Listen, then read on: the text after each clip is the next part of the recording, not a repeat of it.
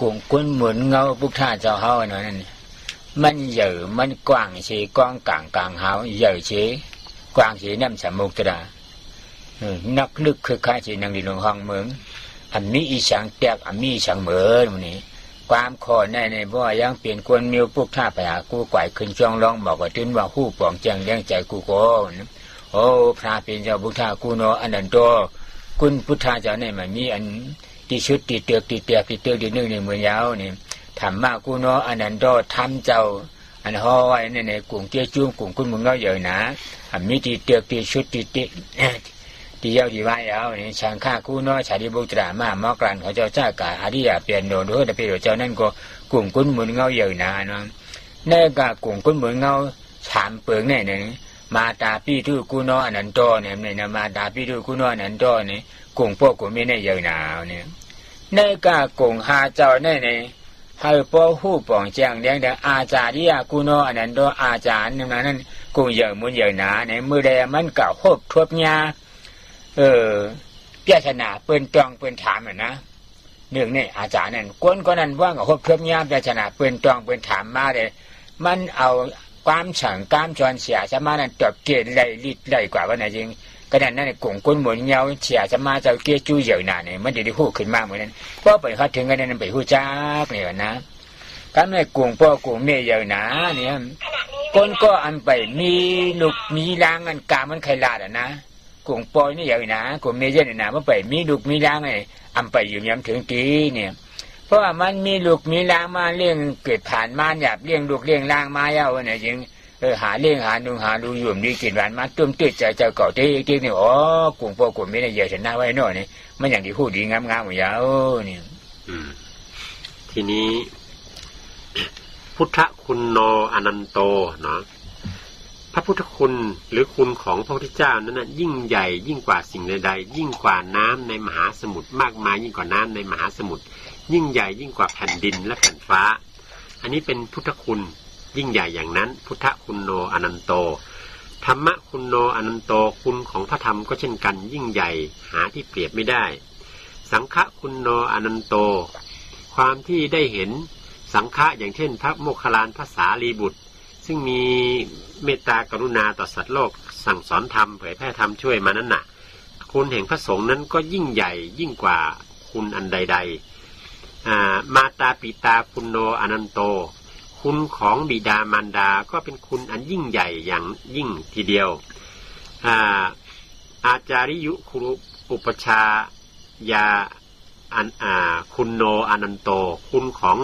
ครูบาอาจารย์นั้นก็ยิ่งใหญ่กว่าคุณอันใดคุณทั้งห้าดังที่กล่าวมานี้เป็นคุณอันยิ่งใหญ่ทั้งสิ้นทีนี้ความที่จะรู้ถึงคุณของพระพุทธพระธรรมพระสงฆ์บิดามารดาครูบาอาจารย์นั้นมันจะรู้ขึ้นได้เมื่อไรอย่างพูดย้อนกลับไปว่าคุณของบิดามารของครูบาอาจารย์นั้นเราจะรู้ได้เมื่อไรรู้ได้ก็เมื่อเวลาที่มีคนมาซักมาถามมาลองดูภูมิปัญญาของเราสามารถตอบแก้ได้อย่างฉะฉานชัดเจนไม่มีติดขัดอันเนี้ยเราจะเห็นคุณของครูบาอาจารย์ที่ให้สั่งสอนให้วิชาเรามาคุณของพ่อของแม่นั้นเราจะเห็นเมื่อไหร่คุณของพ่อของแม่นั้นถ้าจะมีคนมาบอกว่าโอ้ยฉันรู้ซึ้งแล้วคุณของคุณพ่อคุณแม่พระคุณท่านมากมายยิ่งใหญ่กว่าน้ำกว่าฟ้าอะไรต่างๆแต่ถ้าคนคนนั้นยังไม่เคยมีลูกอย่าไปเชื่อคนคนนั้นไม่ได้เห็นคุณของพ่อแม่อย่างแท้จริงแต่เมื่อไรคนผู้นั้นมีลูกได้เลี้ยงดูลูกแล้วเขาถึงจะรู้ว่าคุณของพ่อแม่นั้นมากมายขนาดไหนประการใดอันนี้มาถึง2คุณแล้วเนาะนี่สังฆากู้เนื้อนั่นชงเนี่ยนะกุ้งชงทั้งหมดทั้งปีนะโอ้สังฆาเจ้าในกุ้งเยอะนะเนี่ยกุ้งสังฆาเจ้าเยอะเปลี่ยนเชื่อคือดวงไว้เนี่ยพอมันไปฮับในสามมิจิพรีเป็นหน้าตรานั่นเองไปเลยว่าผู้จักกุ้งกุนเหมือนเงาอาริยาสังฆาเจ้ากุ้งเยอะเนี่ยเพราะมันฮับในสามมิจิพรีเป็นหน้าเยอะเนี่ยสามมิจิพรีเป็นหน้าน่ะมันเป็นโชตาปฏิโผเยอะก้นกว่านั้นนะโชตาปฏิโผเชื่อกระดาษเป็นผลนาการมีผลอนาถาผลสี่ผลนั่นมันนี่เพราะมันเข้ากันในก็เป็นผลอะไรกว่ายาวนี่อ๋อกลุ่มเตี้ยจูกลุ่มกุ้งเงินชาดีบุตรามามอกกันเขาเจ้าจะในกลุ่มเตี้ยจูเหยียดหน้าไว้ฉามิจีตั้งตื้อกำนั่นนะจริงตั้งตื้อกำผีตั้งตื้อกำช้างตั้งตื้อก คนทั้งหมดทั้งพิษในกำผ่านโลกาเนี่ยเป็นคู่ของกู้ของอยู่ในที่กำหลายนี่ตั้งตื้อกำอันมาไล่เป็นชอดาปฏิภาชอดาปฏิโผนั่นในจริงชอดาปฏิผลนั่นในจริงเปลี่ยนตั้งตื้อกำของแป่งข้างเจ้าเก่าเยาอ๋ออาจารย์ในป้อมมีเนี่ยเป่าเบาเย็นนะจึงในห้อยน้อยในป่องเชียงเลี้ยงใจมากเนี่ยในกวนคนนั้นหู้จักกลุ่มกวนเหมือนเงาอาริยะเชียงขาเจ้านี่คำในตรานั่นคำนั่นเนี่ยนะพระเป็นเจ้าว่าชอบกาดอพระกวาดาธรรมะนี่ว่าก็คือว่าโอ้ในตราอันเก่าข้อเนี่ยเมียหล่อนด้อยเกี้ยน่ะนี่เมียหล่อนด้อยเกี้ยเจ้งคือเนี่ยฉันที่ก็หันใจตามอาการนี้ก็เปิดขิงพยายามการมันควันหลีเหมียงกำเหลียวอีปัจฉิก็มาลองมาดูมาเที่ยวเลยบานียี่ก็เนี่ยทำอันปากัดจะไปอยู่ที่เนื้อตูขันธากายาเจ้าก็นั่นที่ยินชงมาบรรตราหยานปิญญาอันเจ้าก็ไปเยี่ยมเยี่ยมตัวอยู่นะเนี่ยพระเจ้าดำวิริบวิญญูที่ดีนี่มากฉีมากเขาหับหันอาณาจาเฉพาะจะได้ถ้าเป็นอาจารย์ที่วิเชียขาดที่ตัวกว่าอย่างนั้นตัวถึงมากเหนือนั่นมันจริงตัวถึงอาณาธามากกันมากสีมากกันเจ้ามังจันเผยจันมันขาดตัวกล่าวนั่นเป็นพระเจ้าในเบอร์วิญญูที่เป็นผลเนี่ยพอมาไหลจะได้ในหันถึงดีงามอีบัชีก็เนี่ยยักตัวอย่างนี้อีบัชีก็อันว่านั่นตัวเรียมาตัวเรียนว่าแมวเขาเจี๊ยบไหนแก่หนานั่นเป็นมันห่างตัวนั่นนะพอตัวเด็กๆเนี่ยบานเนี่ยยี่ก็เนี่ยดินน้ำไผ่รวมไม่กัดเจ็บจันต้มก่อนเน็ตทันนักเหมาตัวเลยก็ย่ออันเพิ่มยามหันพบยามมาสิบอกกันจะเกิดเพิ่มหนึ่งขึ้นมาเนี่ยเพราะเกิดเพิ่มหนึ่งขึ้นมาเนี่ยคุณรอปังลงกับหันลงกันนั้นเหมือนเป็นบานเนี่ยยี่ก็เนี่ยทั้งไทยได้ว่ามาเข้ามาดอกน้ำใส่ตัวเนี่ยเหมือนหนึ่งไม่มีปัญญากันตรานั่นนะในมันมีทางนอกกันมันมีแนวตัวเอายืนช่วงมันมากงานอันเอาไปเยี่ยมยักษ์กว่านั้นนะหาวนั่นน่ะนะนั่นน่ะพี่บานนี้ก็เนี่ยเพราะอะไรเนี่ยเป็นจริงกุ่งเกี่ยวจนาพระเป็นเจ้าห้อเนี่ยชื่อเตี้ยอย่างเตี้ยโน่เนี่ยจังดีอยู่ย้ำนับถือเตรียมโทนนี่ทีนี้มาถึงสังฆคุณพระคุณแห่งพระสงฆ์นั้นมากมายยิ่งใหญ่มากมายนักเป็นอเนกอนันต์ความที่จะเห็นคุณของพระสงฆ์นั้นจะเห็นได้เมื่อไรเห็นได้เมื่อเข้าถึงความเป็นสามีจิปฏิปันโนคือบุคคลผู้ใดก็ตามเมื่อได้ประพฤติปฏิบัติธรรมแล้วได้เข้าถึงความเป็นสามีจิปฏิปันโนความเป็นสามีจิปฏิปันโนนั้นหมายความว่าอย่างไรคือความที่ประพฤติปฏิบัติมรรคแล้วได้เข้าถึงความเป็นโสดาปฏิมรรคสกิทาคามีมรรคสกิทาคามีผลอนาคามีมรรคอนาคามีผลอรหันตมรรคอรหันตผลเป็นโสดาบันสกิทาคาอนาคาอรหันต์แล้วนั่นน่ะเป็นสามีจิปฏิปันโนบุคคลถ้าใครเข้าถึงตรงนั้นแล้วเนี่ยเขาจะรู้ซึ้งทันทีแล้วคุณของพระสงฆ์นี่คุณของพระสงฆ์อย่างเช่นพระสารีบุตรพระโมคคัลลานพระสงฆ์ที่เป็นอริยสงฆ์ทั้งหลายเนี่ยท่านมากมายขนาดไหนเนี่ยมันจะรู้ซึ้งขึ้นมาในใจทันทีเมื่อตัวเองได้สัมผัสคุณแห่งสงฆ์คือความเป็นสามีจิปฏิปันโนบุคคลแล้วถึงจะซึ้งถึงคุณแห่งสงฆ์ทีนี้ต่อไปธรรมคุณธรรมคุณโนอนันโตพระธรรมนั้นมีคุณอันเอกอนันต์ยิ่งใหญ่กว่าคุณอันใดมันจะไปรู้ซึ้งตอนไหนความที่จะรู้ซึ้งถึงพระธรรมนั้นน่ะตัวพระธรรมที่เราสวดอยู่เสมอว่าสวากขาโตภควตาธัมโมสันทิฏฐิโกอากาลิโกนั่นน่ะเราสวดท่องจำอยู่อย่างนั้นน่ะเราได้รู้ความหมายของคุณธรรมทั้ง6ประการนั้นหรือเปล่าเนาะถ้าเมื่อไหร่เราได้รู้ถึงคุณธรรมของทั้ง6ประการนั้นอย่างประจักษ์แจ้งแก่ใจตามเนื้อหาอรรถะที่แท้จริงของข้อธรรมสุปฏิปันโนสวากขาโตภควตาธัมโมพระธรรมอันพระผู้มีพระภาคเจ้าตรัสไว้ดีแล้วนั้นเนาะคืออะไรนั่นเองสันทิฏฐิโกสันทิฏฐิโกคำแปลที่หลวงพ่อบอกคือเมื่อหลับตาลงแล้วก็จะเห็นอยู่ภายใต้ดวงตาของเรานี่เองภายใต้ตาใจของเรานี่เองเนาะถ้าแปลก็คือหลับตาลงไปก็เห็นทันทีละธรรมะนะสันทิฏฐิโกหรือมีความเห็นถูกต้องแล้วก็เห็นทันทีนั่นเองเนาะทีนี้อากาลิโกความที่เห็นธรรมนั้นหรือความที่ธรรมมันจะให้ผลนั้นไม่จำกัดการเวลาการประพฤติปฏิบัติธรรมก็ไม่จำกัดการเวลาไม่เลือกการไม่เลือกเวลานี่เป็นอากาลิโกเอหิปัสสิโกตัวนี้ธรรมทั้งหลายทั้งปวงนั่นน่ะเขาจะเรียกเราไปดูอยู่ตลอดเวลามาดูฉันสิ นั่งอยู่เฉยๆเดี๋ยวเขาก็มาเรียกละมาดูฉันสิมาดูฉันสิมาดูอะไรล่ะดูความเจ็บความปวดเต้นตอดหนักเบาต่างๆเหล่านั้นซึ่งเป็นสภาวะธาตุดินน้ำลมไฟเนี่ยเขาจะเรียกเราไปดูตลอดเวลารูปเสียงกลิ่นรสเรียกเราไปดูตลอดเวลาอันนี้เป็นเอหิปัสสิโกเนาะเมื่อเรียกเราไปดูแล้วเราก็ไปดูไปพิจารณาไปดูไปพิจารณาเราก็จะเห็นความจริงมันเป็นอนิจจังทุกขังอนัตตามันเป็นอนัตตาเนาะเมื่อเห็นความจริงหลังนั้นแล้วความที่มันจะยึดจะถือมันก็ไม่มีมันก็ดับไปอันนี้ธรรมคุณข้อต่อไปคือโอปัญญิโกโอปัญญิโกที่เราแปลกันทางนี้ว่าเป็นสิ่งที่ควรน้อมเข้ามาใส่ตัวจริงๆแล้วเนื้อหาความหมายของคำว่าโอปัญญิโกนั้นแปลว่าธรรมที่ว่าเนี่ยความเห็นธรรมที่ว่าเนี่ยสภาวะธรรมที่มันเห็นชัดอยู่เมื่อเราหลับตาลงไปแล้วนั่นน่ะ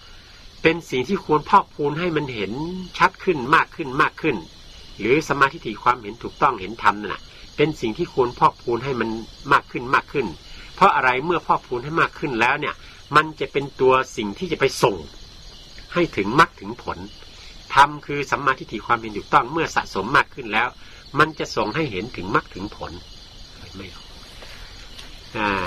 ส่งให้ถึงมรรคถึงผลนี่คือตัวคุณของคำว่าโอปัญญิโกนะทีนี้ปัจจตังเวทิตโพวินยูหิติปัจจตังเวทิตโพวินยูหิตินั้นเมื่อเจริญการพิจารณาธรรมไฟไหม้เกลียด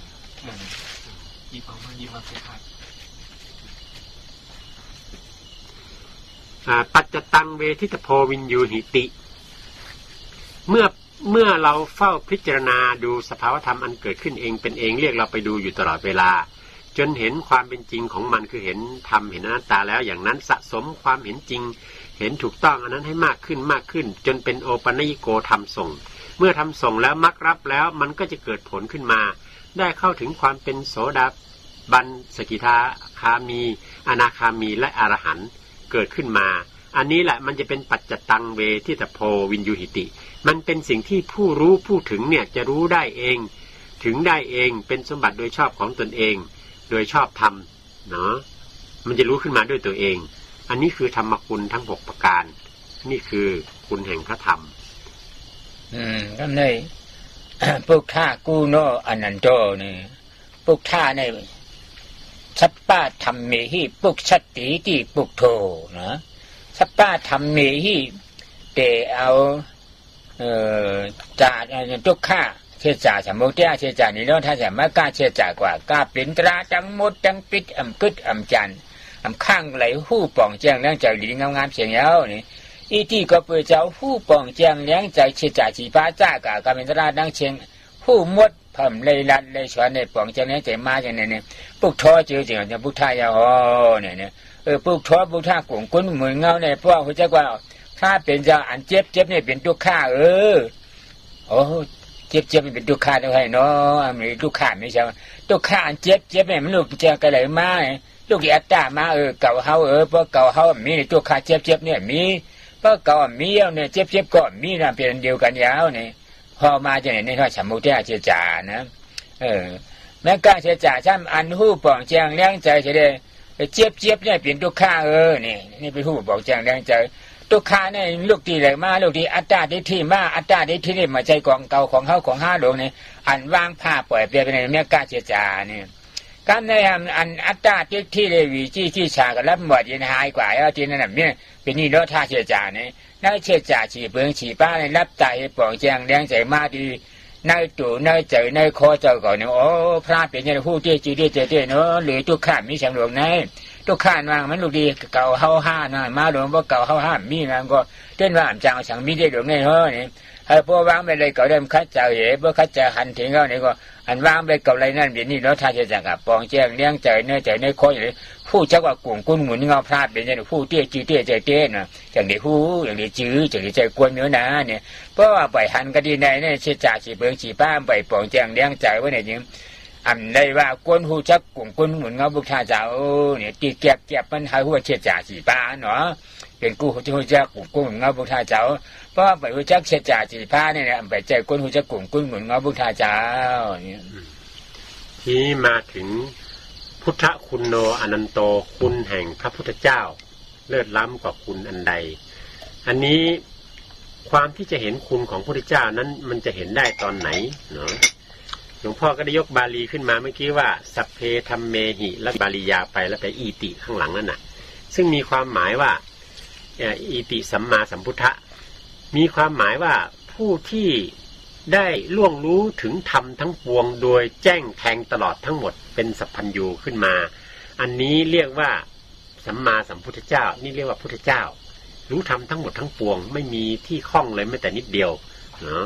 นี่คือพระสัมมาสัมพุทธเจ้าได้ชำระได้ทำลายกิเลสดับขาดลงไปแล้วเป็นสัมมาสัมพุทธเจ้าขึ้นมาทีนี้ ความเป็นพระพุทธเจ้านั้นเราจะรู้ถึงคุณของท่านพระองค์ท่านได้อย่างไรเราจะรู้ถึงคุณของพระองค์ท่านนั้นก็ต่อเมื่อเราได้มานั่งหลับตาดูเข้าไปในกายในใจของเราแล้วก็เห็นสภาวะทุกข์ที่มันเกิดขึ้นโอ้มันทุกข์จริงเนาะความเจ็บความปวดความเดือดร้อนต่างๆนี่มันเป็นความทุกข์มันเป็นทุกข์จริงเนาะนี่เห็นทุกข์ชัดเจนขึ้นมาเมื่อไหร่พอเห็นทุกข์อย่างนี้แล้วทุกข์นี่มันมาจากไหนหรือนี่เมื่อพิจารณาเข้าไปแล้วก็ได้เรียนรู้ขึ้นมาอีกว่าอ๋อทุกข์นี้มันมาจากอัตตาทิฏฐิความเห็นเป็นเราเป็นตัวเป็นตนนั่นแหละเป็นพ่อเป็น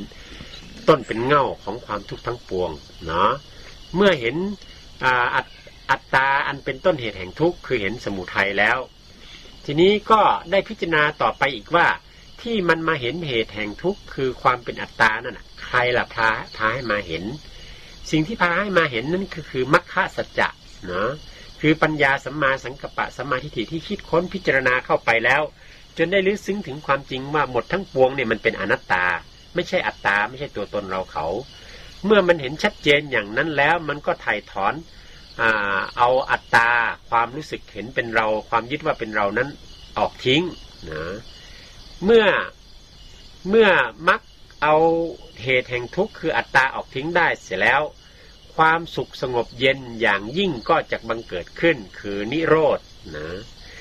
ที่ว่ามาทั้ง4อย่าง4ประการนี้ก็คืออริยสัจทั้ง4นั่นเองทุกข์สมุทัยนิโรธมรรคทุกข์เหตุเกิดทุกข์นะความดับทุกข์วิธีดำเนินไปให้ถึงความดับทุกข์4ประการนี้เมื่อใครก็ตามได้มาเจริญพิจารณาตามหลักแห่งอริยสัจ4ทั้ง4ประการนี้จนได้เข้าถึงความสุขสงบเย็นเพราะว่ามรรคนั้นไปทำลายเหตุทุกข์ได้แล้วโดยเด็ดขาดถอนอัตตาได้แล้วโดยเด็ดขาดเมื่อนั้นแหละเขาก็จะซึ้งถึงคุณของพระพุทธเจ้าเพราะผู้ใดเห็นอริยสัจ4ชัดเจนอย่างนั้นแล้วได้ปฏิบัติจนซึ้งแก่ใจตนเองชัดแจ้งแจ่มแจ้งแก่ใจตนเองนะเสวยสุขเย็นจากความเจริญอริยสัจ4แล้วนั่นแหละเขาจะเห็นคุณแห่งพระพุทธเจ้าว่าโอ้คุณแห่งพระพุทธเจ้านี่ยิ่งใหญ่ยิ่งนักกว่าคุณอันใดๆอย่างนี้